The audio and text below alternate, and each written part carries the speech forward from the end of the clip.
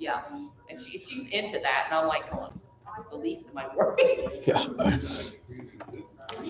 I think something like that would be interesting, but I think it would be interesting. yeah, I'm just not. obviously there'd be quite a cost going over there. I know. That's what they said. Just go with us. Yeah. Like, you would leave me. That's the problem. Like, you guys know how to speak the languages and all that stuff, and I'm like going, I have no idea what you just said to me. So Yeah. You can speak that. You need a Take John with you. He'll be your interpreter. He would thoroughly enjoy it. Yeah. Herb, how are you? Oh, silver, that was pretty good. Yeah. You still sell those today? Yeah. Right. Kimmy. Is Kimmy here? Yeah. How are you today? Yeah. You survived. Yeah. Do you think I'm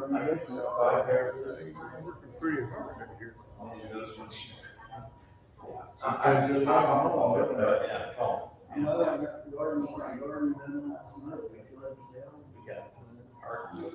They're sitting down there.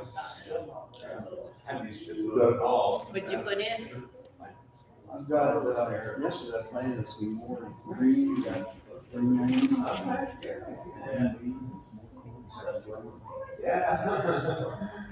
Hey, Is everything coming up pretty good? With the way the weather's been?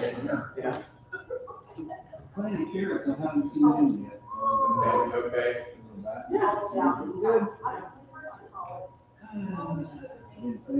Good. You can sit here. I gotta say, I don't wanna be in the middle. You can sit right there. See. Sit upside down. You want to. It's got to come. Yeah, maybe you drew that. I'm gonna say that's. There you are. Miss Sylvia's not here. Put it in there. You have a big room, move down. We got plenty of room. Wow. Get on this side, you get on that side. There we go. Both back. There you go, Herb. Okay. You don't need this back. Okay, great, thank you.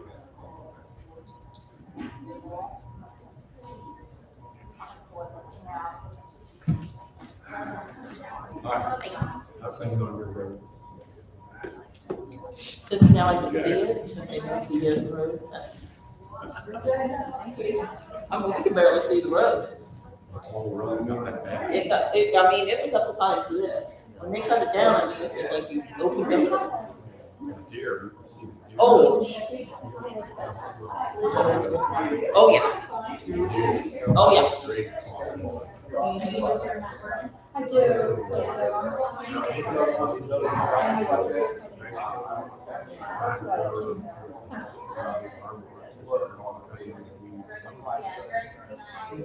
Yeah, but they need to go back up on the bank, that's the problem. And get it right to the top of the hill, and then the grass is so high, you can see the deer when they jump. A ton, so Steve filled up this truck. She feels better now than Is she up? Yeah, a little bit. There's some in the hallway, but I have to carry what we had. And probably get it, so that was close. Good morning, dear. Yeah. Good morning, dear. How are you? Good morning, dear. Did we call each other? We are very difficult. I just did all the dressing up. Fluffing it. I just wanted to get more. It's 62. Talk to mom. Maybe you could actually move around a bit. So.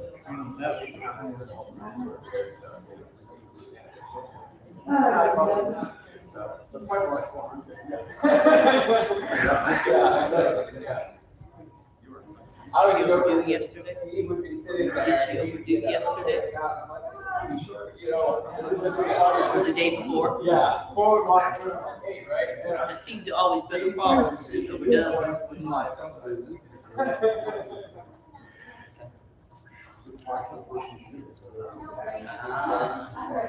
Yeah, really good. So I just bring up flyers before the giveaway. I didn't get out on it. Really nice. 15, 20, trainer back. Okay, wow. That's fine, yeah. Well, by the time I got back, they give them all away. They didn't even have one left. Good morning. How you doing? Yeah. Hey. Hey, man. Hi, guys. Good morning. Complain at all.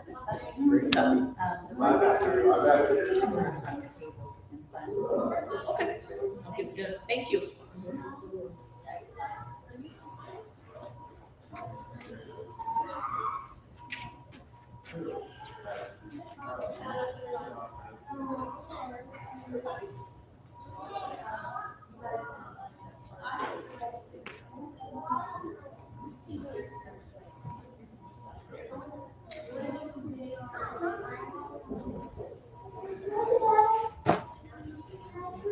Good morning.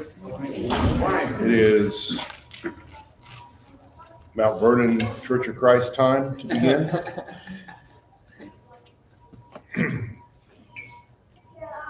I won't steal any thunder about the giveaway. Ben will talk about that at announcement time. Reminder, next Sunday, fellowship meal. Last Sunday for who we had a really good crowd for our fifth Sunday meal, soup and salad, and there wasn't a lot of stuff to take home, which is a good thing. Yeah. Had First Friday and a booth there, and Ben's going to talk about that a little bit as well, so I won't take thunder away. There is a good article in the Gospel Minutes. I thought I just told Doug. I was also telling Doug that I usually read the questions and answers more than I read the lesson. And it's what I thought was a good one about it's called Investigating People. Again, someone disagreed with what they said Thurman's said, and so he tried to show his point. Any information? I was just gonna say, what's funny about that Gospel Minute was one that somehow we passed over in January because we didn't have. It is January 28th. Because for some reason we haven't gotten the one in the mail for this week yet. Oh. So I guess it was God's providence maybe that we put that out and see the good article. There we go. Don't forget to take a look at June birthdays and anniversaries. We'll be celebrating those next week. In regards to that, the birthday cards and anniversary cards are on the table in the ladies' classroom for the ladies to sign. Regards to that, the birthday cards and anniversary cards are on the classroom, on the table.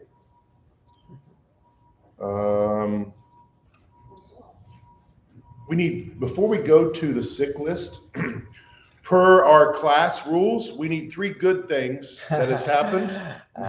3 good things that we would like to talk about first.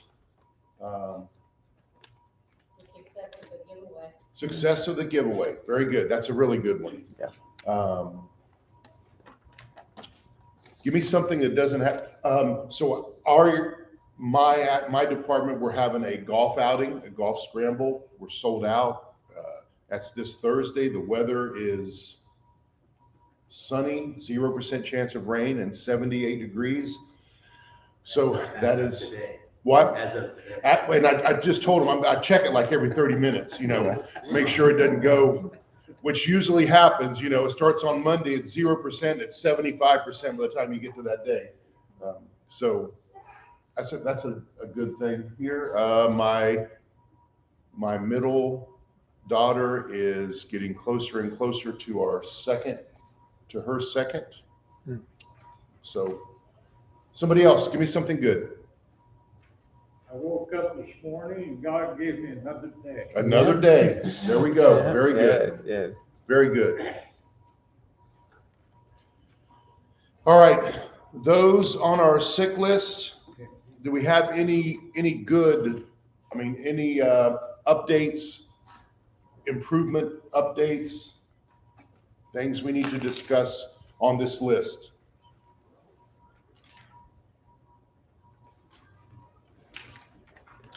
My wife's feeling somewhat better. Okay, She's stubborn, won't go to the doctor, she's putting it off.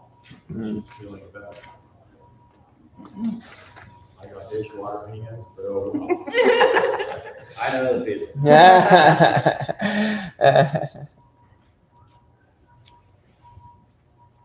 anyone else? Linda's going for CAT scan on Wednesday. On her face. Okay. Doug will have prayer for us in a bit. Any other updates? My daughter's having neck surgery the 13th of this month, on her neck. It's quite a surgery, they go in the front. Oh, wow. Is that the South Carolina one? Yeah, South Carolina. Okay. Ding. Bonus points for me there. Don't know who you are, Jack, but I get bonus points for remember that. Okay, Doug will lead us in prayer and we will get started with our lesson. Father, we are thankful for a beautiful morning, for the weather we have this morning.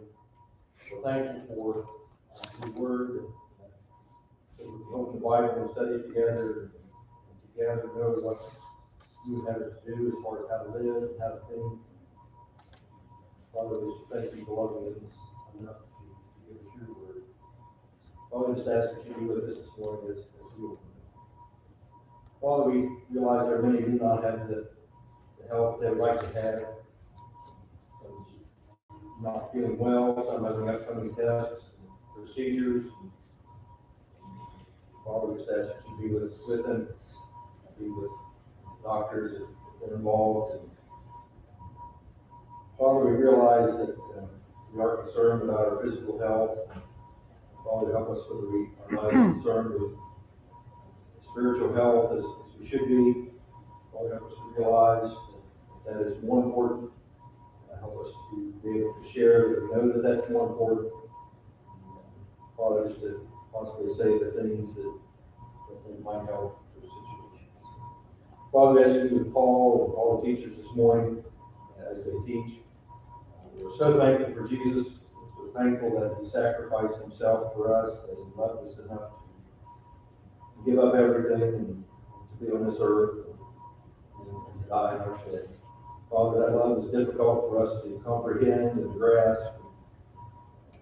Father, we realize and believe that he did. And Father, that should change our lives, that should change how we view other people.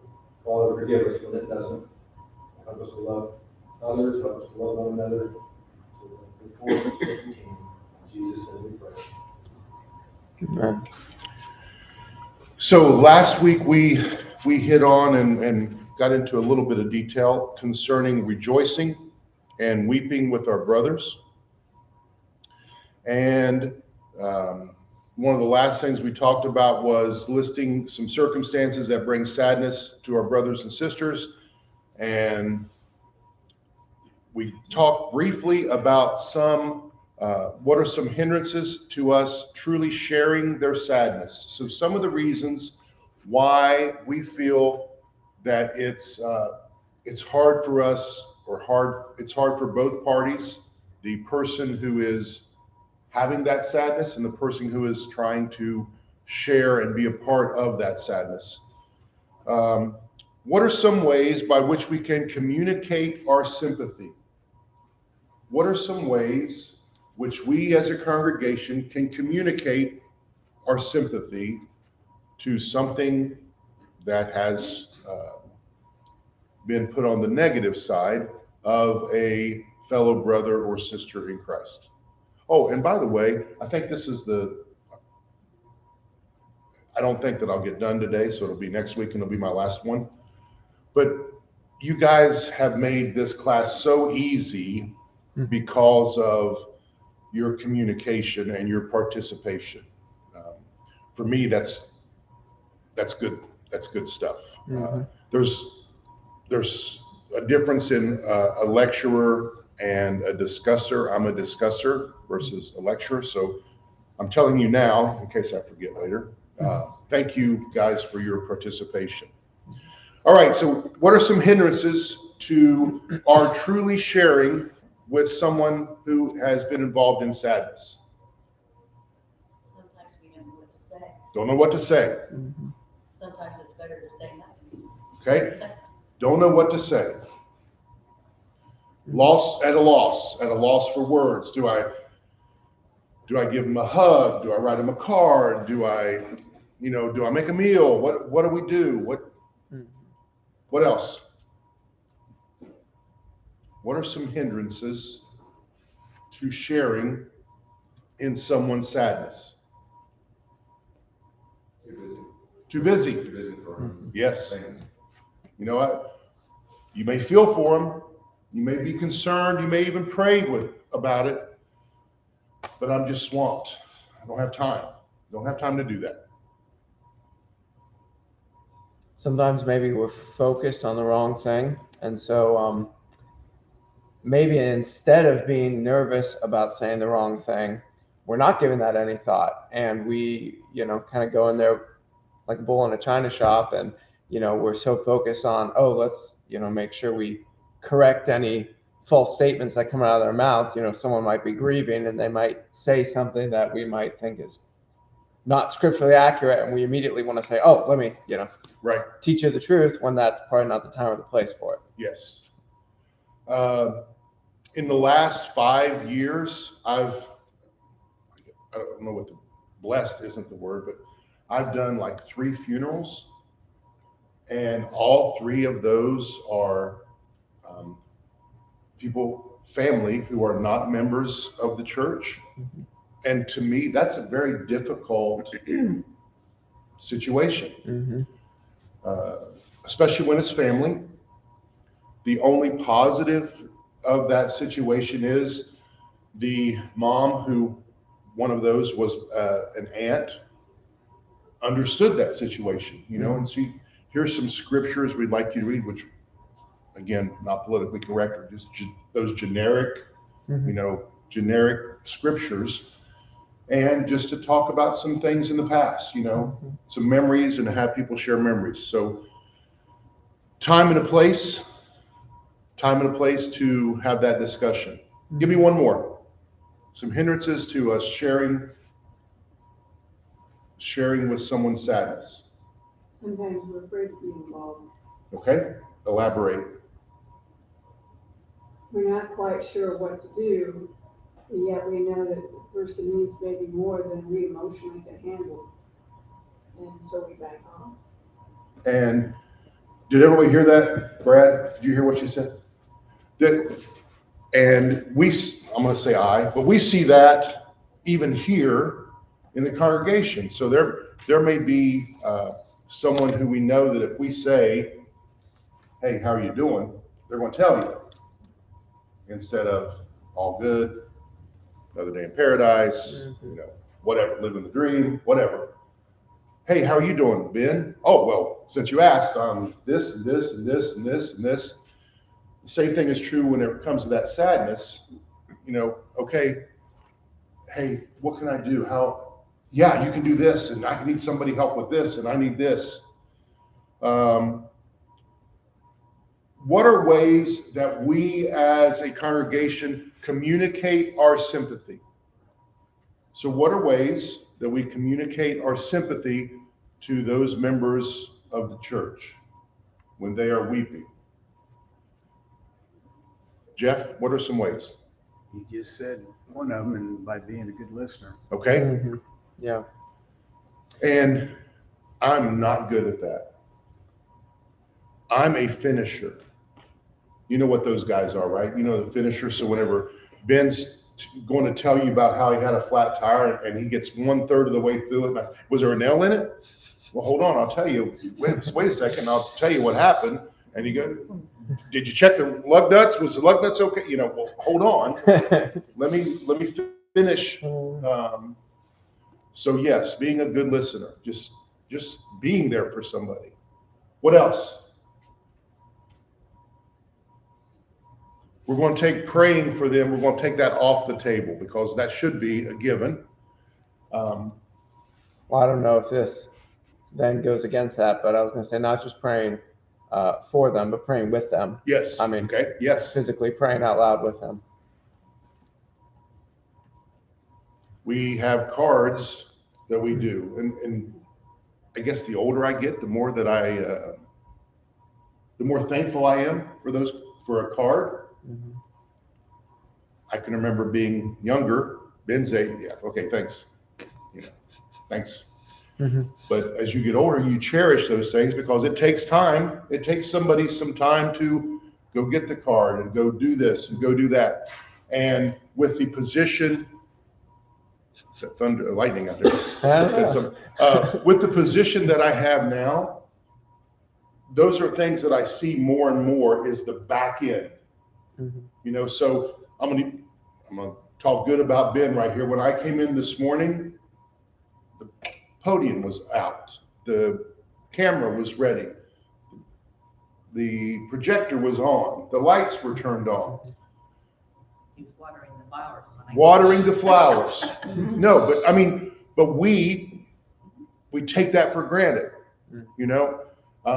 If you worked Saturday and you didn't work, if you worked Saturday here helping with the giveaway and you didn't work Thursday here, you didn't see what it took to get that prepared. If you worked Thursday and you didn't work Saturday, you didn't see all the work that it took to do, to get that stuff out and bagged and ready to go. And we assume stuff, and we don't think about the front end of all the work that it takes.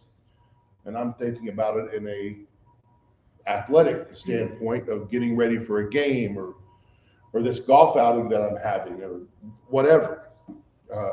I look at Marianne back there and I think of Isaac and Robert and them at Revere Roofing, and you see them putting on a roof. Well, there's their work. Well, no, their work started 5, 6, 7 hours before that in ordering material and measuring and seeing, probing and seeing what else was needed. Can you give me some Bible examples of people that communicated their sympathy to other people? Bible example of somebody communicating their sympathy. Was it, where did it make the clothing and the people came when she passed away? Okay. I think so. That one that one is off of me. That's not me. Yeah, they were praising her for. Okay. Mm-hmm. Somebody else. Christ wept. Christ wept. I think Paul did a lot of that. Mm-hmm. Yes. Well, and he's the one that the text you started with last week, rejoice with those who rejoice, Yes. weep with those who weep. Those. He wrote that, and in fact, I think he wrote it twice. I think it shows up in at least 2 different letters. I'm going to wait on you, Ben, and see if you can find that for a second. Oh, I was just trying to find Yes. what Nancy mentioned. I know it's somewhere. The one that I had about a lot early on in the class, and that was the prodigal son. Picturing the dad, in 1880 motif here, sitting on the porch in his rocker every night, looking down the road, seeing if his son is going to come back home, and being able to share. Go ahead. Dorcas, Chapter that's 9. right, yeah. Dorcas. Acts chapter 9. Verse 30, starting verse We did 36. that in Bible school one year. Mm-hmm. So, What was that? What verse was that? yes, that's okay. Chapter 9, starting verse 36 of Acts. Acts 9:36. Dorcas, can you just go ahead and read that? Now there was in Joppa a disciple named Tabitha, which translated means Dorcas. She was full of good works and acts of charity, In those days she became ill and died, and when they had washed her and laid her in an upper room. Since Lydia was near Joppa, the disciples, hearing that Peter was there, sent 2 men to him, urging him, "Please come." So Peter arose and went with them, and when they arrived, they took him to the room. All the widows stood beside him, weeping and showing tunics and other garments that Dorcas had made while she was with them. But Peter put them all outside and knelt down and prayed, and turned to the body and said, "Tabitha, arise." And she opened her eyes, and when she saw Peter, she sat up.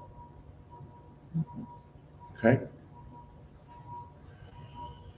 When we think of weeping with our fellow members, we automatically go to, I automatically go to the death of someone or someone being extremely ill. Have you ever been to a funeral where it was not all weeping and crying? It was a celebration. Go ahead. Major. Very uplifting. It's like, how did this woman do this? Kind of Yes. situation, you know. She was through a lot of pain, but she still uplifted so many people by what she did. Yes. And it could have been just a word she said, and she was very uplifting. Somebody else? Anybody else? Well, in my opinion, I mean, every Christian funeral should be a mixture. I mean, it's natural for people to mourn and weep, and we need to allow that and mourn with them. But also, if someone's a Christian and we know that there's an element of a celebration, then you can remember, you know, some of the good works this person has done and the example they've set. My uncle, who I did, he left a note, you know, this is what I want. You know, and in his note, and an elder in the church, in his note, I don't want a sermon. You know, I don't want you to preach and tell, I don't want a sermon. I want a discussion on anybody talking about the good things that I've helped the church do, that I've had a hand in helping the church do. You know, and no flowers. They asked money to go to the congregation. He had, you know, so I'm not saying that's right, not saying that's wrong, but you know, everybody's different when it comes to that. But I automatically, when we talk about weeping, go towards death. We read of an occasion on which one refused to rejoice with one another. Luke 15, 21, 32. Can anybody tell me what that is? Besides Ben? What? Prodigal son. Go ahead. I'm not going to read that. What attitudes prevented him from rejoicing? What attitude prevented the other sons? Yeah. Jealousy. And we talked early on about, for me, I can understand that. I can see that point of having that jealousy. I'm not saying it's right, but saying that I'm human. And I can see that point of having somebody, you know, wait a minute, I've done all this and he's done all that. And now you want to do all this?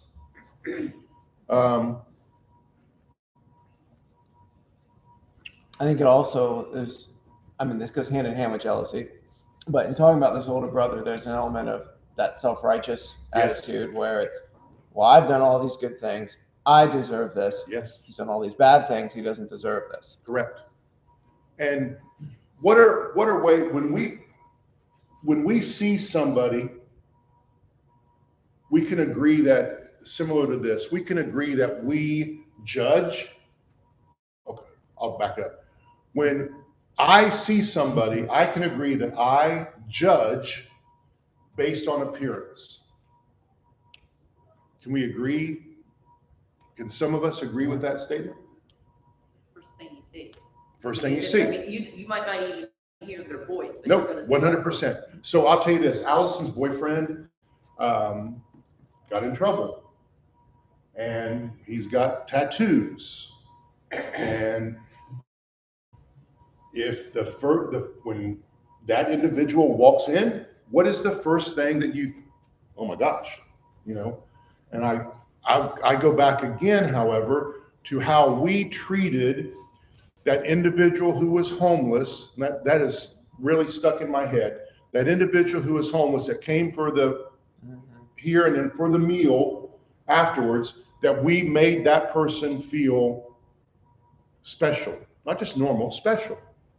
We didn't go overboard. We didn't say, oh, well, I'm going to do my duty here. No, we treated that individual like we should. What? With respect. With respect. Very good. Great word. With respect.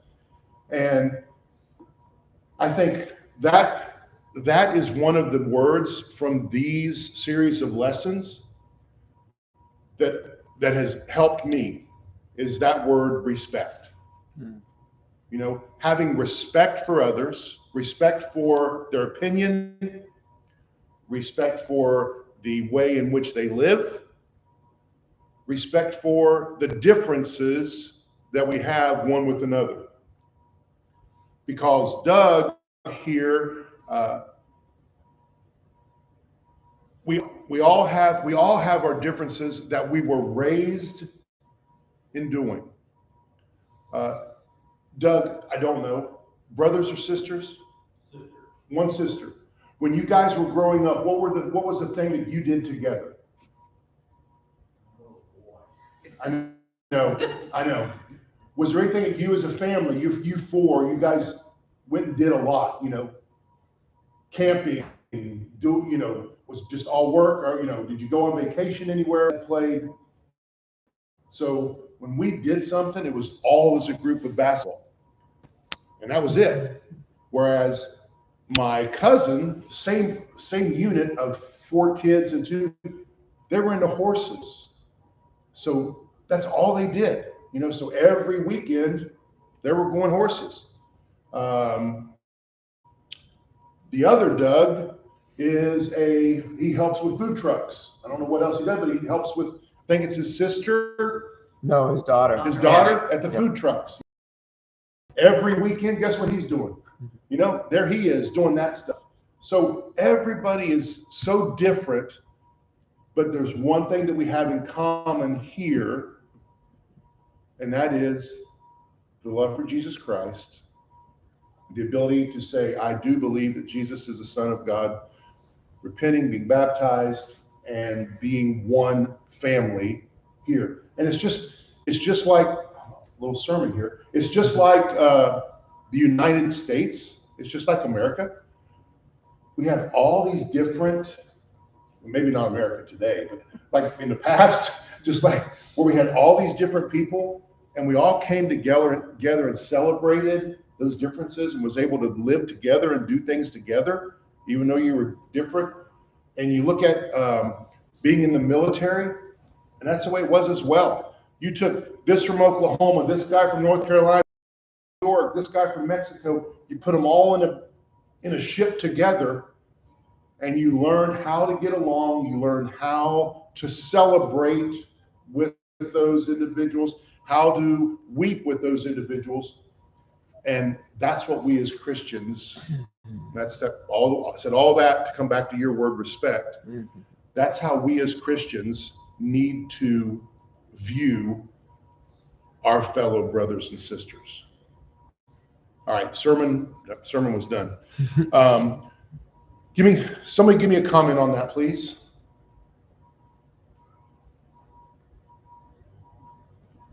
I just think that goes to the idea that we really need to work hard to know one another. I mean, I'm not going to know what is going to be encouraging. Someone else.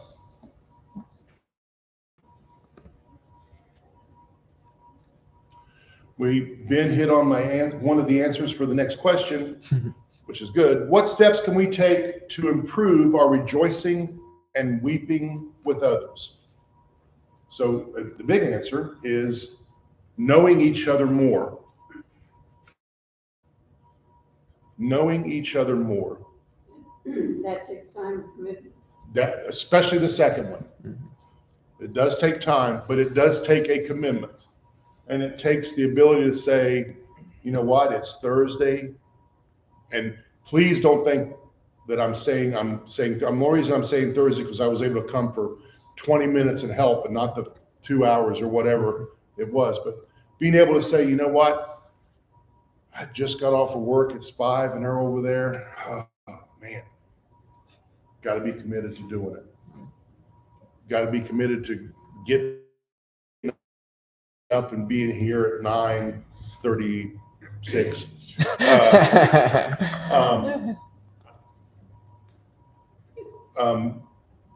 It does take a commitment.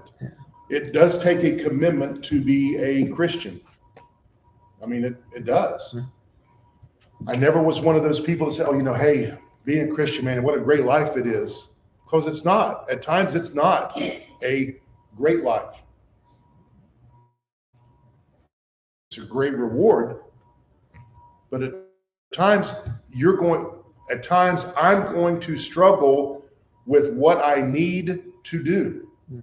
And if you're making that commitment, if you're doing that, yes, you will make that commitment. And that has its reward if you allow it. That's yes. the respect part of it. Yes, that has that reward all the way back to. If you allow it. I think talk about mourning with those who mourn or rejoicing those who rejoice. No matter which side of that situation that you're on, you have to be careful with an attitude of coming across, but they can't understand what I'm going through. Yes. That's baloney. Yes. We all understand. We all have had losses. We all have had things. So if you take an attitude, they can't understand what I'm going through. And so last, I'm not going to allow them to express something for me. That's someone else would. Don't let them in. Yeah. Yeah, I was going to say, on one hand, we need to work to know one another more, but also we need to work to allow ourselves to be known. Because there are some situations like Doug is kind of referencing where people they won't tell anyone what's going on in their life. And, I guess you could say maybe that's how they like it. But on the other hand, they may be missing out on that support they need from their brothers and sisters. And we both know both sides of the spectrum, right? We both know that person over here who their spouse could be in intensive care and they're here. Their spouse could be in intensive care and they're not going to say anything about it. But then we have this other person who chipped a nail walking, I don't know, because that sounds sexist, who stubbed their toe when they were coming in, and we're going to hear a 10-minute lesson on, pray for my toe. And I would much rather have this person at times than not knowing and something happening and then our response is, oh my, why didn't you say something? Why didn't you tell us? Is there anything we could have done? Is there anything we can do? But isn't that person's responsibility to let us know that? Yeah. You know what I mean? No, that's a double. Yeah. But isn't there supposed to be a responsibility both ways there? That's the two-edged sword, of being a Christian. It's not just, can we agree on this? To be a good, not Christian, to be a good congregation, you have to have skin in the game. You have to have something invested in the game to be a good brother or sister. And for some, it's everybody's different. What their skin in the game is different. For some, it can be time. For some, it can be finances. For some, it can be their back, and the ability to do stuff. For others, it's their mind. For others, it's creativity. But to be able to take all of that and put that together makes us so much stronger, makes the congregation so much stronger, and makes each individual so much stronger. I think one other thing we have to be is observant. You have to be an observer of people. And if you're around someone, even if they're not talking to you very much, you can observe their actions and whether they're, kind of withdrawn or whatever, and you can kind of figure out something's amiss. Yeah. and ask that, hey, is something going on? You know, something going on with you? Mhm. You are not your typical, you're not your typical self. Yeah, it is kind of warm here. So it's tough. So it is tough. That's the last part of the lesson for today. Is it's tough. There's a lot of stuff to do to be a successful member in this society. I think it's tough for someone to walk in, and I'm first to tell you that I've done my share of missing and done my share of work, missing due to work, but it's tough to be something invested and not clock in and clock out. And an individual, and I'm done, I'm gonna get done a little bit early today, Ben. Individual who owns 13 Wendy's, that helps us know, who owns 13 Wendy's. We had this discussion this week, and the discussion was about respect, and the next word was passion. And trying to find individuals with passion is so hard to do in this 3-year span. And this is a guy that's owned these for 30 years, so he has some validity in his discussion. And there is very little passion in that job force.